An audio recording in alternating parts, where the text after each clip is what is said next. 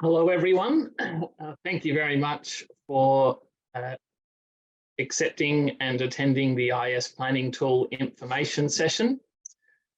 So the IS version 2.1 technical manual is now live via the ISAP resources page on the ISC website. And really the intent of today's webinar is to provide a bit of a briefing on the version 2.1 planning tool in support of the soft launch today of the technical manual. Next slide. The Infrastructure Sustainability Council would like to begin by acknowledging the traditional custodians of the land on which we meet today. For myself, that is the Whadjuk Noongar people of the Perth metropolitan area. I acknowledge their deep connection to land, water and culture and pay my respects to their elders past and present. Next slide. So my name is Declan Collins. I'm the regional lead for Western Australia, South Australia and Northern Territory at the Infrastructure Sustainability Council. And I'm going to provide just a bit of a run through of the agenda and a bit of an introduction and overview of the version 2.1 planning tool. I'll then hand over to Dr. Kerry Griffiths, Technical Director of the IFC, for a bit of a detailed dive into the planning tool information. She'll then hand over to Amy Elkington from GHD, who assisted the ISC in the preparation of the version 2.1 tool. We'll then reconvene just for next steps, questions and answers before we close out the meeting.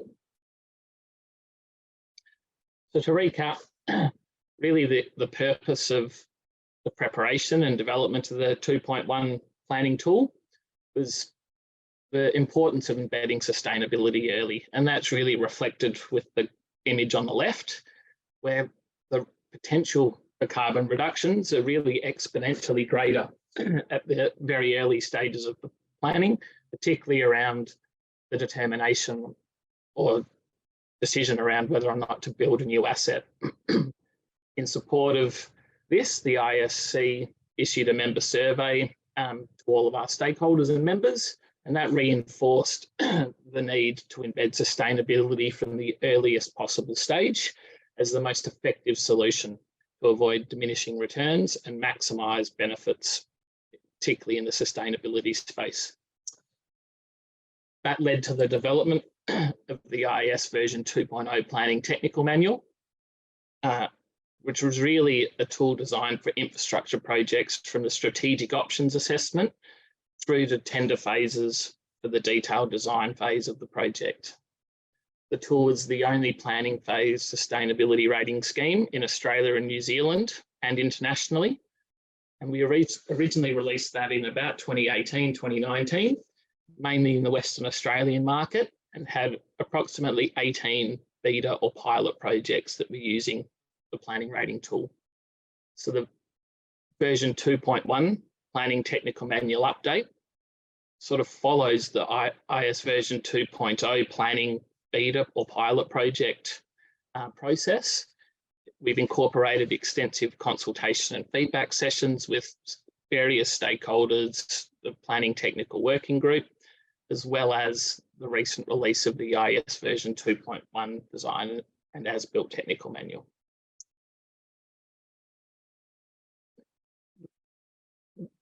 The tool development has gone through various stages of stakeholder engagement. And as I've flagged, we originally had pilot or beta projects undertaking the rating over the last 3 to 4 years. That were 18 projects in total. We then held a number of initial stakeholder engagement workshops in December of 2020, and they were split into influencers and investors, including iBodies, as well as proponents. And so that comprised approximately 25 members. And they were provided feedback on pilot projects and initial concepts and ideas for the new version 2.1 development. We then collated feedback from various verifiers involved in early planning projects, as well as some subject matter experts in business case decision making. We then convened the IS Planning Technical Working Group that has approximately 9 members, and they've been involved in various engagement exercises around the tool overall, the future direction, and consultation on particular criteria and credits, particularly around the inclusion of carbon budget, award levels, and some of the elements of stakeholder engagement in the new tool. We then had a whole series of planning workshops where we got about 36 participants across 4 groups, and they were again provided feedback on the work to date. We had a whole bunch of key questions, and we actually ran through brainstorming on future directions for a number of critical credits. We've sought feedback on a number of projects, but largely the Bunbury Outer Ring Road team in Western Australia that have transitioned from planning into design and as-built to capture some of the key benefits to ensure they were front of mind when we were developing the new tool. And then we also sought some targeted consultation with proponents that have been quite active in using the version 2.1 tool more broadly, and that was really around award levels, thresholds, and some of the scalability components. So a bit of a summary of the pilot project feedback. Go to the next slide. So we had, again, 18 projects, and while 17 of which were in Western Australia and largely for road transport projects, they did include a very good range of CapEx brackets and complexities. So projects ranging from just over the $100 million CapEx range right through to a program of projects closer to $2 billion. So a really good cross-section of relatively minor or lower scale projects right through to large mega infrastructure projects.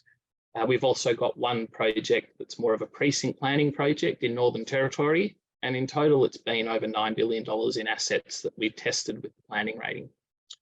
We've also received a significant volume of project feedback through our continuous improvement process, so via TCs and CARs, which is really on credit and category level items. And that includes a high volume of feedback received on the place or the former IS version 2 context category, as well as the economic categories.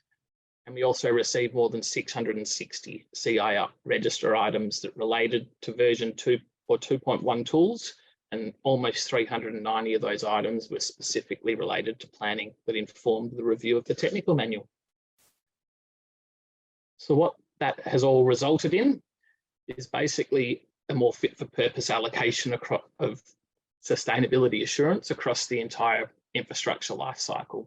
So the planning rating tool will still have all the 4 main themes and still have quadruple bottom line metrics and full credit coverage. The only difference is it now is addressing the strategic planning and detailed planning phases a bit better. So really the strategic planning is that options analysis through to initiation or the selection of a preferred option to address the stated problem. And then detailed planning really comes into the development or determination of what the exact option is into concept design for detailed design procurement. Next slide.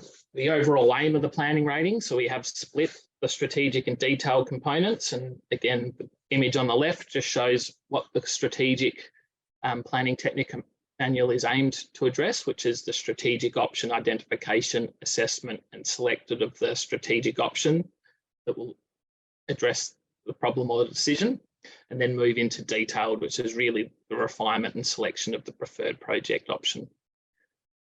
The fundamental principles to the review were really about being beneficial. So it's driving sustainable decision making, it's driving better outcomes, and it's aligned with the user needs and expectations. We wanted it to be practical, so we needed to get it jurisdiction agnostic, so it can apply to a wider range of jurisdictions across Australia and New Zealand.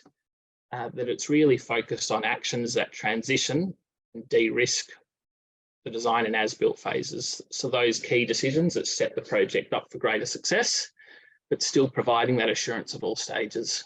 We also wanted to ensure that it was as motivating as possible, so it's encouraging improvement across all phases of the life cycle and is still driving that innovative solutions to the sustainability process.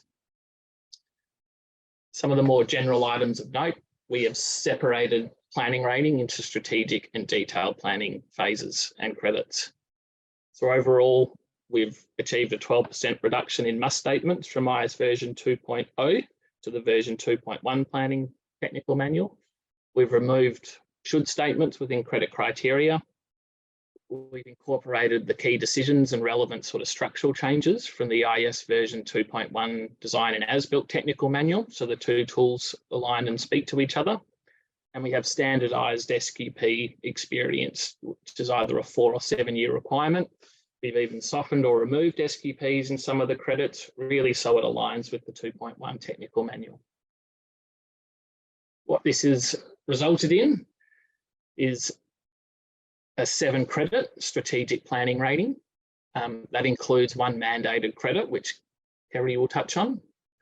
It then means that there's 30 credits in the detailed planning rating. And so a total of 6 credits have been removed from the version 2.0 technical manual. And they include credits in SPR 2 and 3, which have been merged into the Sustainable Procurement SPR 1. We've merged the Economic 1 and Economic 4 credits to reflect 2.1 design and as-built, removed green infrastructure and allocated elements across place and the E&V credits. We've removed RSO3 and elements and merged elements into 1 RSO2 credit, and we've merged some of the workforce credits. There is an increase in stakeholder involvement, particularly in the level 2 and level 3 credit requirements. And this also includes an increased focus on Indigenous people of the land involvement. We have placed stronger emphasis in carbon considerations in the options assessment process specifically, but it is also sort of emphasised more widely across the same scheme, acknowledging that planning is the stage that has the greatest potential to impact those areas. We've also outlined some handover requirements to ensure that we're emphasising the de-risking and setting up of the design and as-built phases for success. There has been a slight modification or review of the planning rating award levels. And so what we've essentially done is removed one of the award levels. And so it's now spread over 4 instead of 5. And that's really hasn't changed the starting or entry level for an award, which is still 20 points. But all of the other award levels have essentially dropped down approximately 5 points. Before I hand over to Kerry, I would just like to acknowledge GHD for the role and their contribution in assisting with the update of the IS version 2.1 planning technical manual. We'd be nowhere near the position we're in now to go live with a tool that we're really happy with without their support and professionalism throughout this process. So thanks again, GHD, and I'll pass over to Kerry for a bit more of a deep dive into the planning tool. Thanks, Declan. Thanks, everybody. Hi, kia ora to you all, and I'm pleased to be carrying on and talking in a little bit more detail about the detail of the planning tool, and then I'll hand over to Amy to take you through some project examples.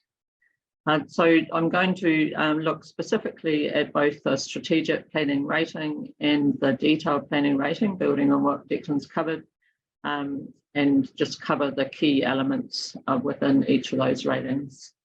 So strategic planning, as Declan says, has got 7 credits. You can see there what those credits are. There is a mandatory credit, as he highlighted, and that is because really the focus of the strategic planning rating is all about embedding sustainability into the options assessment process. And so ECN1 is a mandatory credit. There is no materiality assessment in this phase. And at the moment, all of these credits have equal scores. And you can also see there that we've highlighted that strategic planning is in the pilot phase. This is a number of things within this planning rating that are new in terms of the small number of credits, the fact that we don't have materiality assessment, the mandatory credit. And so we are putting this out as a pilot, and we already have some projects that are starting to use the planning rating. We're keen to get others who want to participate as well. So if you're interested, please do get in touch with us. feedback from those pilots will inform some of the final elements of the strategic planning rating. So, and this diagram here just shows you how the credits flow through. You can see that there's a LEA1, which is a kind of governance, integrating sustainability credit, all about what your targets are, how you're going to report on sustainability, what your commitments are. ECN1 is the options assessment that is informed by the work that's undertaken in PLA1, which is around what's the strategic context of the potential project. And then having completed the options assessment, you can identify very clearly what the benefits for the project are, and that's in ECN3. The options assessment is informed in more detail by a number of the credits if you choose to undertake those. So that's IMP1, which is about the material, identifying and investigating the material, environmental and social impacts related to the project. RES1 related to climate change risk and natural hazard risk, and then ECN2 around equity and distribution. So moving on to the next, so I've just picked out a couple of credits here, not going through the detail of all of them, but just so you get a feel for what the credits are like. And they are, as with the design and as-built credits and current planning, they go over 3 performance levels in most cases, although in a couple of areas, there's only 2 performance levels within the credit. So strategic context is a really important credit in the strategic planning rating, because it helps to very clearly articulate what the context is for the infrastructure development. And it's all about identifying that and also reflecting sustainability at the core of that. So we move to the next slide. ECN1, the strategic options assessment, as we said, it's mandatory. It's really considering those material externalities, whole of life costs, so that you are making a really informed decision around the option that's been proposed at the strategic option from a sustainability point of view, and taking into account those materialities. Carbon is included within this at a couple of levels, initially at level 1, but more strongly at level 2. And they're, again, here, very important to be looking not just at infrastructure development, but cases where there may be no infrastructure, maybe more a behaviour change may be the right solution for the particular problem that's been identified. Next slide. And as we said, this leads through to benefits mapping.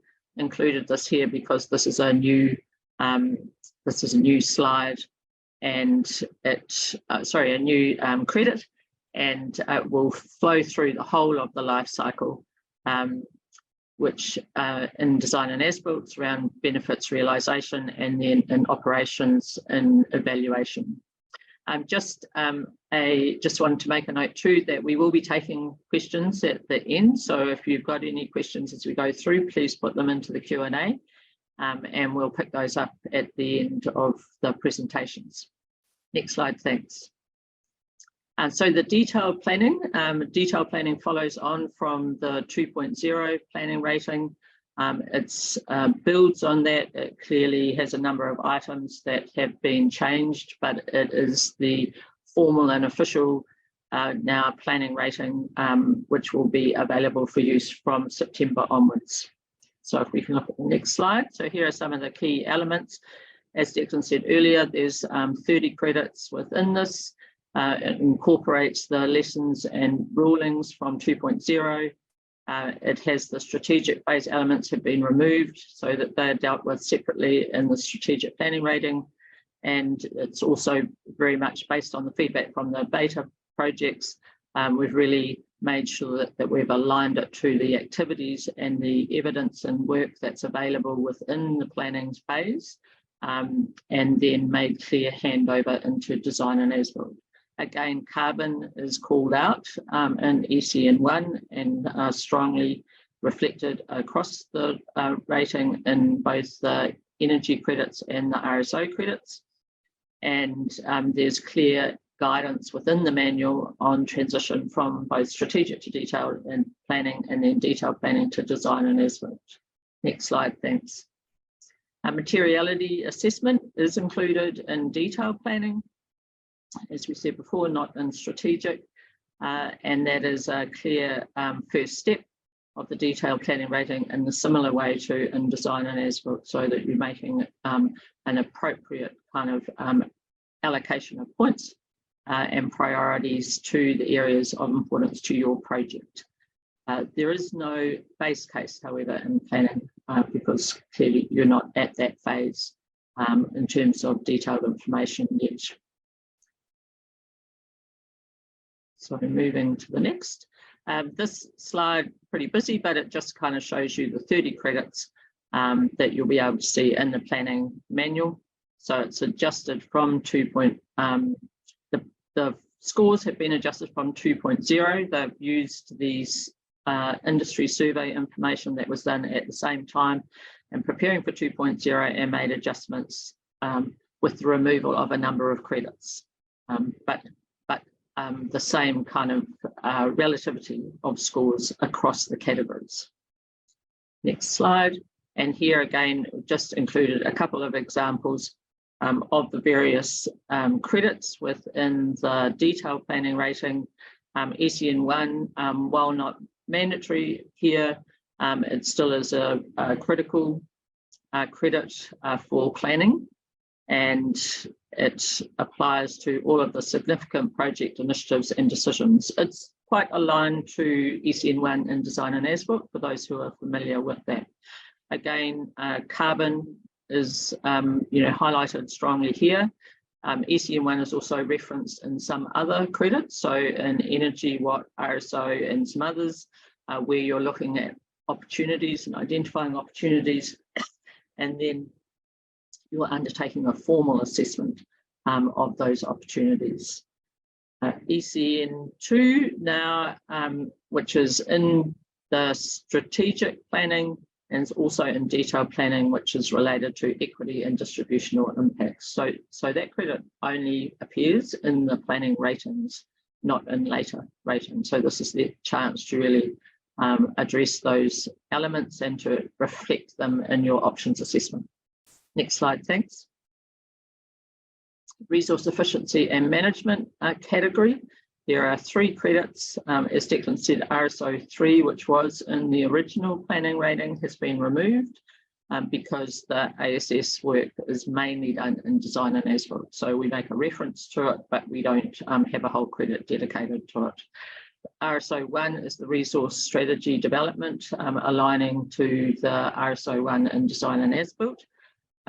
And that includes a couple of other elements, particularly around carbon. So carbon budget requirements have been added into RSO1 at level 3, and there's also a carbon budget requirement at level 3 for energy. Yes, RSO4 is included, so it's again aligning to what happens in design and as-built, but really in looking at the work that you can do in planning, starting those investigations and identifying opportunities. The next slide covers the environmental impacts. They all follow a very similar framework. So it's really about what's the baseline in terms of current impacts, modelling the impact of the new development, establishing goals similar to into design and as-built, and then really identifying opportunities for positive either reductions in impact or positive impacts such as improvements in water quality. Stakeholder engagement at level 2 and formal assessment at level 2 as well. So it's all about doing work that can support the design and as-built phase. Thanks. And finally, workforce sustainability. As Declan says, there's only 1 credit here now, similar to what we undertook in design and as-built. We have this first credit, which is about looking at what the skills are that are needed within the project and then undertaking work to identify those and fill those, particularly around skills gaps, and also creating opportunities for perhaps groups that otherwise might traditionally not participate in construction, design and construction projects, improving outcomes for people. So there is also a focus in WFS1 around diversity and inclusion. And the focus of this credit is particularly on getting ready for design and as-built, and allowing you in the planning phase, as a number of the other credits are, to really do work that helps to inform the procurement process and helps you to specify particular requirements related to sustainability in tender documentation, and that can then be responded to from a design and as-built perspective, and also clearly flow through to the operations of the asset in the end. So that gives you a bit of a deep dive into some areas, and again, you'll be able to look at those in detail in the technical manual currently on display. So let me now hand over to Amy. Amy Elkington, the Technical Director from GHD, is going to share with you some the experiences that she and other members of her team have had in undertaking planning ratings on actual projects in WA. Thanks, Amy. Great, thank you, Carrie. Yeah, so I just would like to share with you some of my lived experiences on this. So my talk's going to be separated into two parts. One is sort of what I generally do when I'm on different phases of the project, and then some of it is actual project examples. So yes, going through how I go about planning for sustainable outcomes. So in the strategic phase, this is sort of my roadmap, essentially, is how I go about it. And it's really about setting it up to be in line with the processes that are inherently built into the strategic planning phase. And it really is about leveraging off these existing processes to insert sustainability wherever we can.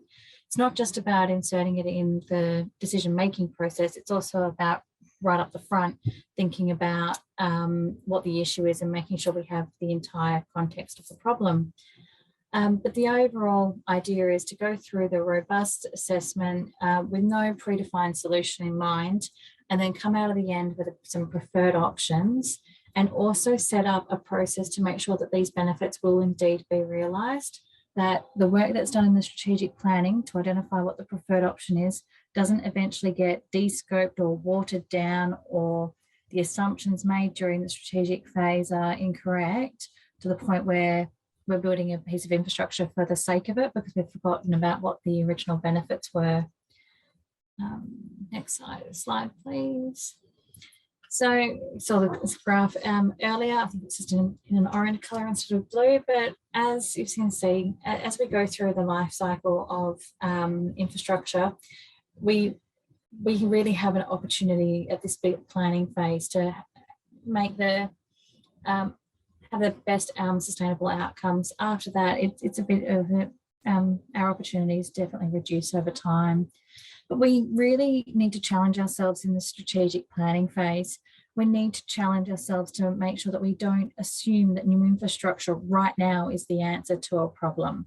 It might be that there is other options for now, and that there might be a solution later on. We also need to identify other issues that could be solved together. Maybe we don't just have a road congestion issue or a freight issue or something like that. Maybe there's some other issues in the wider context that actually can be solved all together, and then we end up getting better bang for buck, basically. We need to consider other options such as behaviour changes or minor modifications to existing infrastructure. I believe that years ago, it used to be if there was congestion on a road, well, we would add a lane. And if that didn't work, we'd add another lane. We need to really think about other ways that we can go about doing this, and that way we can have the biggest impact, really. And we need to acknowledge and respect the environment, community, culture, and local economy. It's not just about putting these titles in an MCA. It's really about understanding that we're looking at what the impacts of each our option might be. And we need to make sure that we're looking at what the impact is on each of these aspects, and not just look at it from the perspective of, well, what could we get an environmental approval for, or what would the community be willing to put up with. We do need to look at it in the way of, well, despite environmental approvals, which option is going to have the worst impact or the least impact on things. And we need to prioritise having a robust and practicable process rather than assuming a solution. But the really important thing is just make sure that we challenge ourselves throughout the whole journey. We build in whatever we can, and if we can't do it all, that doesn't matter. Let's just do as much as we can. Thanks, Lauren. So in the detailed planning process, this is my very high level sort of roadmap of how I go about doing an IS rating, or really any detailed planning process, whether or not there's an IS rating or not. But similarly, again, we start out with considering the project context, and this really helps me identify what our sustainability focus areas are, which matter for all phases. And this sort of leads into, in the background, developing objectives and targets. But the sustainability focus areas is a piece of work which I find is very, very helpful for everyone else on the team to be able to have an idea about what sustainability means for our project. What does it mean, that what I need to consider when I'm going about making my decisions or coming up with ideas? And then we go through and make sure that we have robust tools and processes in place as part of our sustainability management system. And when I'm on an IS project, I really do lean into the governance credits here, such as ECN 1, or also in like the stakeholder engagement credits as well. Then we go through and launch for success across the project, across all disciplines, thinking about all phases. And we really apply those other credits that are very much subject specific. And we always measure our outcomes and strive for continuous improvement. And remember that our purpose is to build in a legacy for future phases. So our decisions that we have made today during detailed planning are the right ones for the community and have the least amount of impact on the environment. And also that they set up the next people that are coming into this project to have the best sustainable outcomes that they possibly can have, and not leave all the work for them, basically. Thanks, Lauren. So the basis for most of the credits is sort of outlined at the top there, and the bullet points underneath is sort of things that I'd go through and do. And these are for the credits that are very much topic specific, such as environmental impacts or resource use and those sorts of ones. We start off with really stage one is context. We're setting the scene. Let's figure out what the issues are before we jump into thinking about what the solutions are. Once we've got that sorted, then we go on to stage two of identifying our risks and opportunities through a multidisciplinary team. And it's normally through many different workshops or other processes, because it doesn't make sense to hold a sustainable procurement workshop right at the beginning of a detailed planning phase, but it does in terms of climate change. So we need to look at timing. And if we don't assess our risks and opportunities, we really don't know where we need to prioritise. And often we can get a bit excited about ones that sound really awesome, but actually might not have a very good chance of getting up, and we can end up wasting time there. Then we get into stage three. It's very much about the investigation of opportunities. We need to start setting goals for future phases, and we need to start looking at what actions might go into the project scope. Stage four is then looking at what could go into the project scope. And what I found with using the IS planning rating is that where it often says, make sure you hand over things to the tenderers, what that triggered in my mind was, well, why am I only handing it over? Why wouldn't I implement it in the scope if it was a really good idea?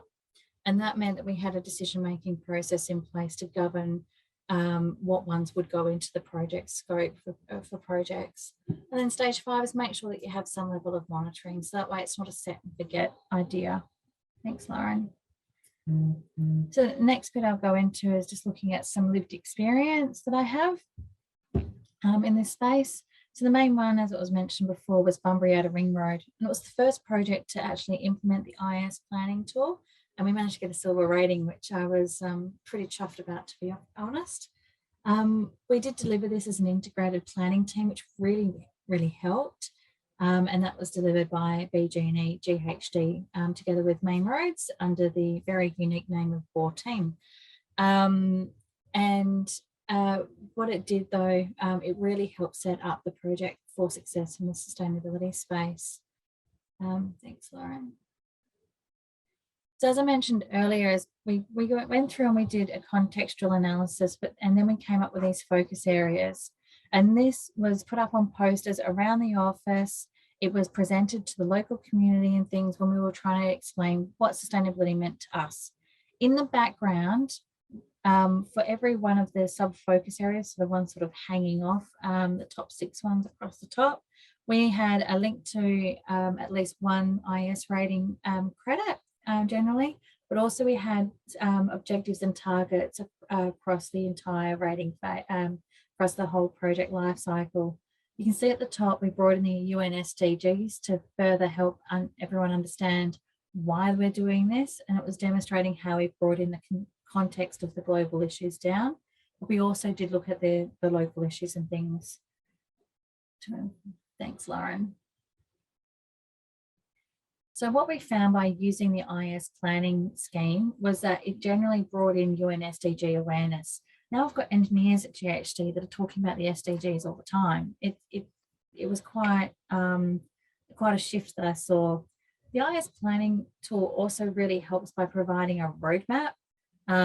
It's not just about, thinking, oh, we might have an issue in the carbon space. Well, the IS planning actually helps you out with how you actually go about sorting through that issue. It also campaigns heavily for proponent ownership in directing the outcomes.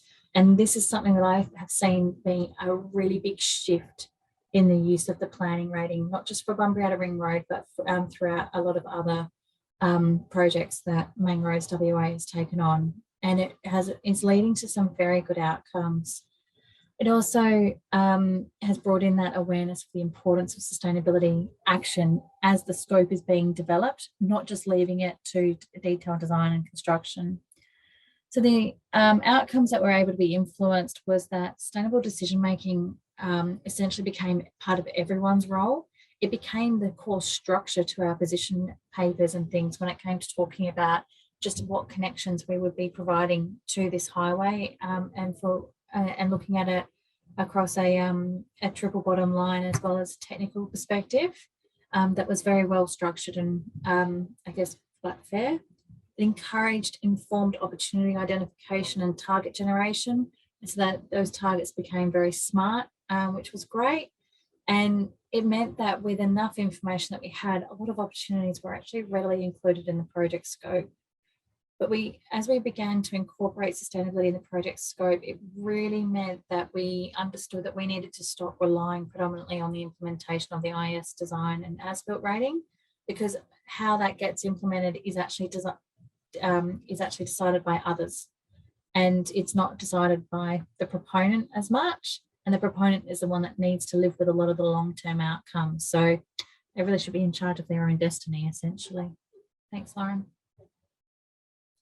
So to turn opportunities into project scope, we had quite a few considerations that we looked at.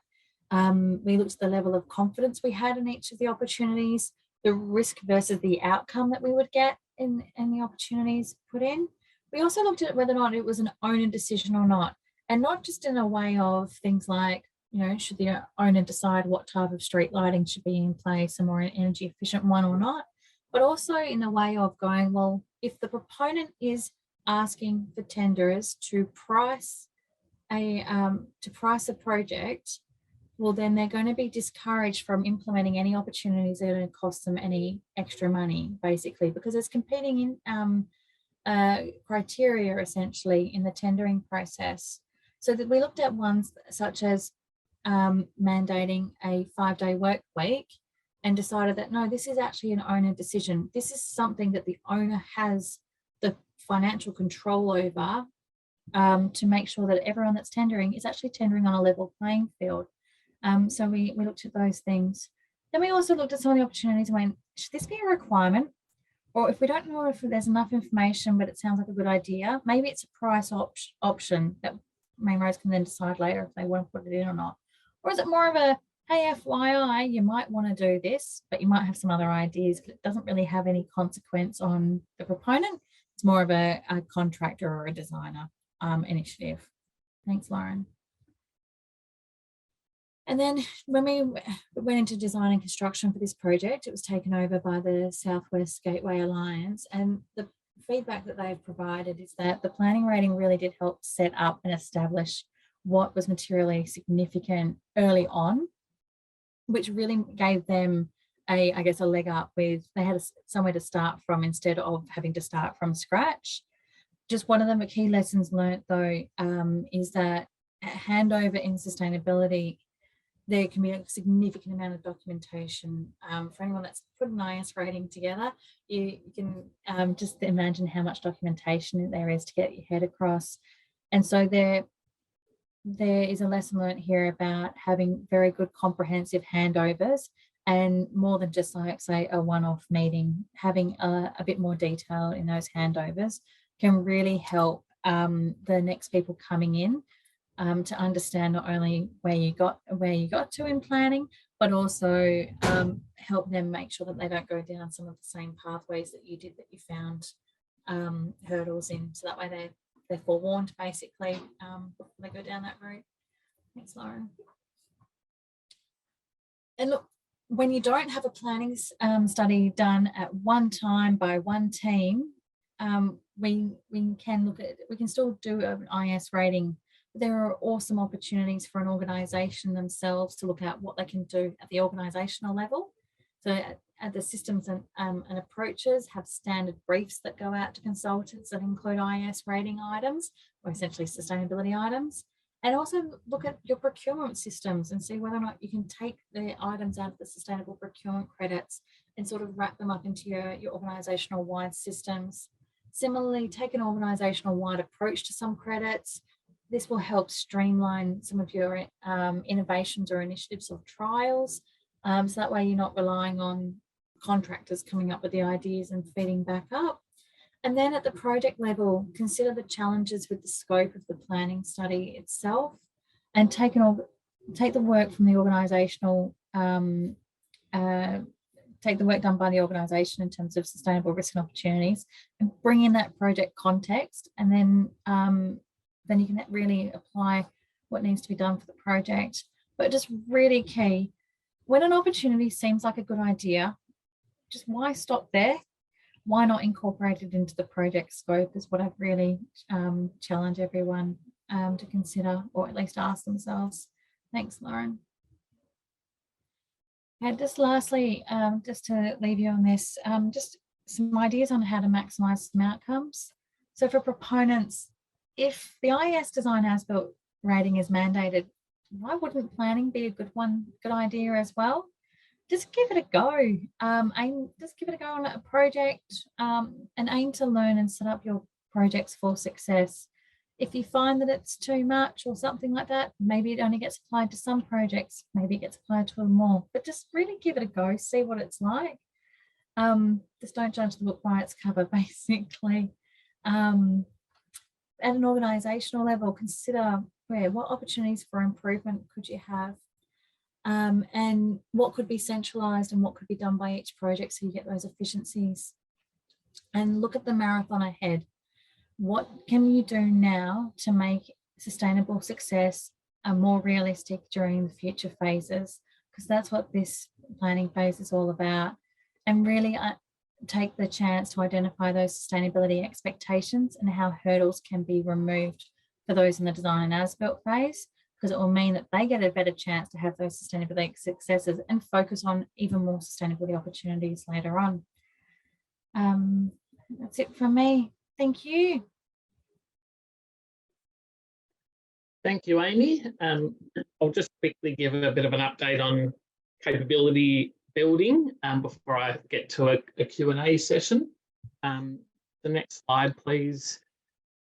Lauren, I won't go into detail, but this is just a timeline re-emphasising, I suppose, the process of the review. So it has been 5 years in the making, acknowledging that it really wasn't until sort of 2020 that we started to get the Bunbury Outer Ring Road planning submission.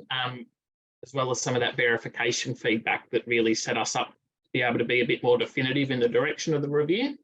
I suppose the key takeout is the finalisation and launch of the version 2.1 planning technical manual, which is today. We will be updating planning rating supporting tools like scorecards and guidelines, which is well underway, and they'll be released on the ISAP resources page shortly.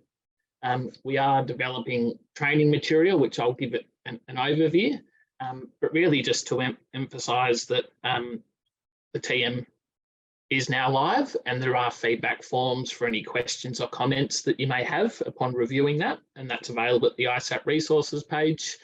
We're also really keen for any potential strategic planning rating pilot projects. So really interested to try to get a good cross-section of strategic planning projects across multiple jurisdictions to get that practical implementation feedback to inform the finalisation of the strategic planning tool. And there'll also be a short survey when you leave the webinar about this information session, and we'd welcome any feedback.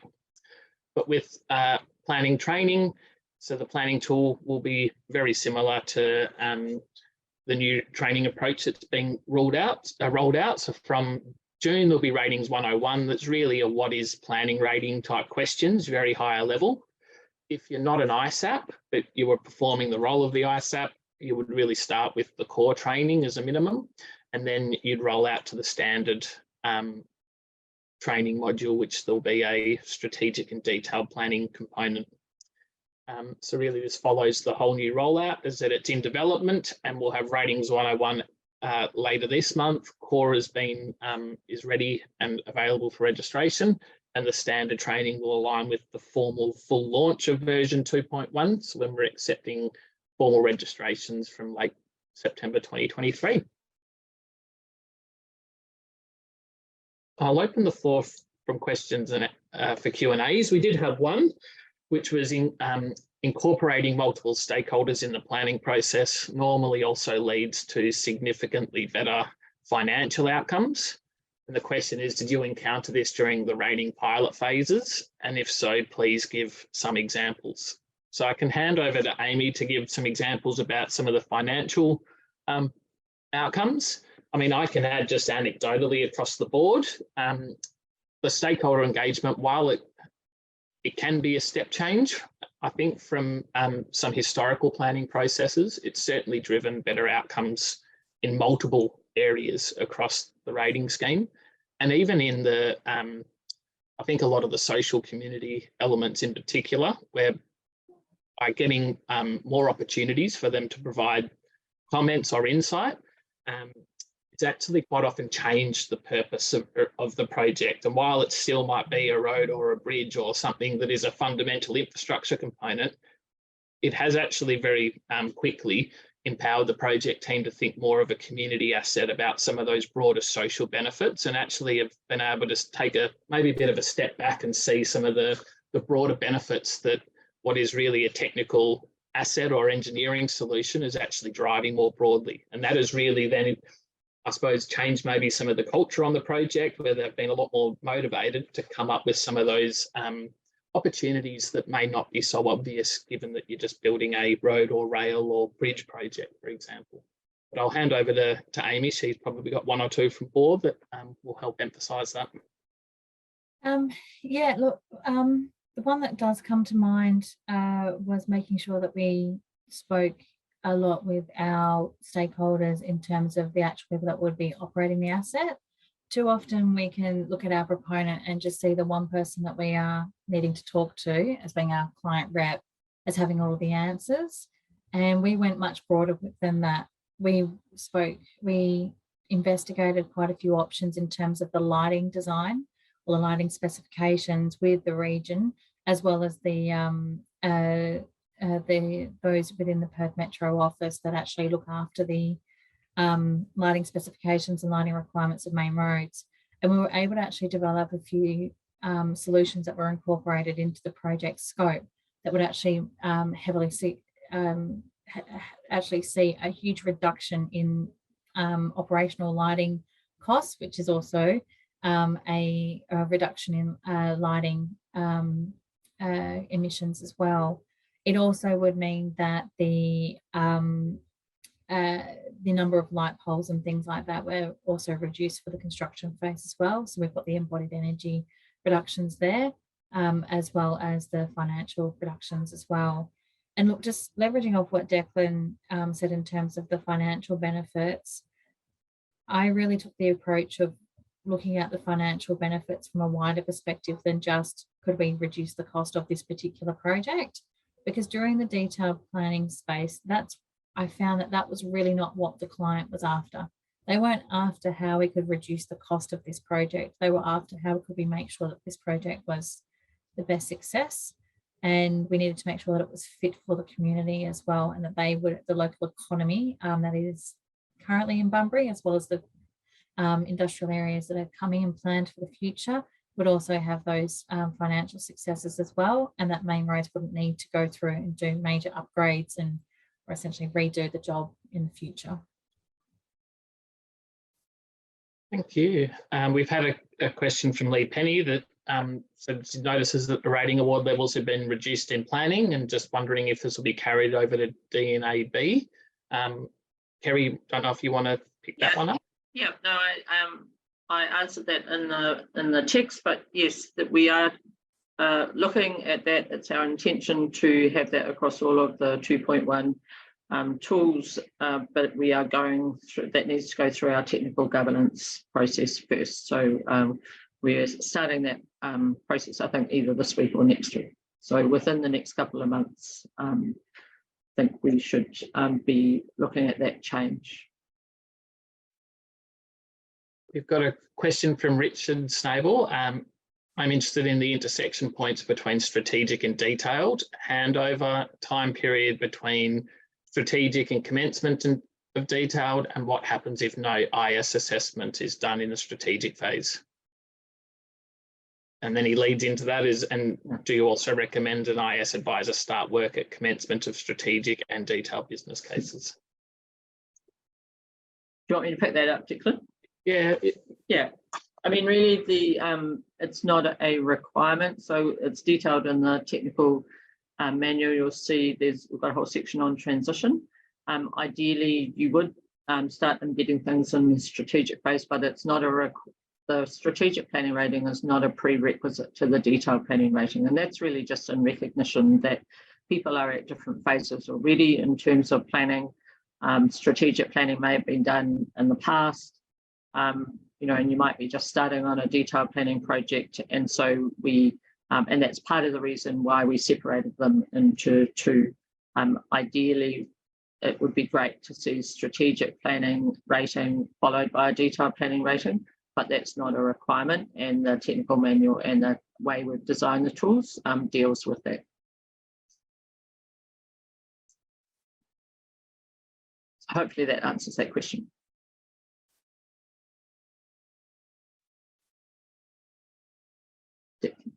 Yeah, we don't have any others at the moment, unless anyone else has anything else that comes to mind in the last minute or two.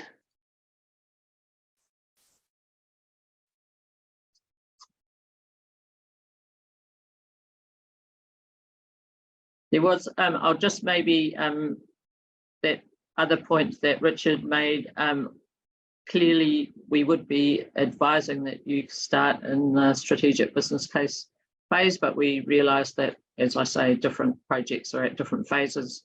If you're the advisor and you only get to be there at detailed planning, then you can pick it up from there. If you get the opportunity to be involved in the strategic phase, then that really does help you embed sustainability outcomes and considerations at that very early phase in, you know, some of those big decisions related to that strategic option. So that's, you know, where you can make a really big difference if you get the opportunity to do so.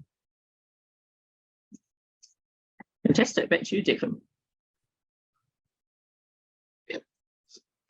So on that end, we are at the end of the presentation, but I'd like to thank you all again for attending today. I think this will be distributed via email along with, you know, just links to the version 2.1 planning technical manual. And again, just to give a call out for any strategic planning projects and welcoming any feedback on the 2.1 tool once you all get a chance to review. But thank you all again.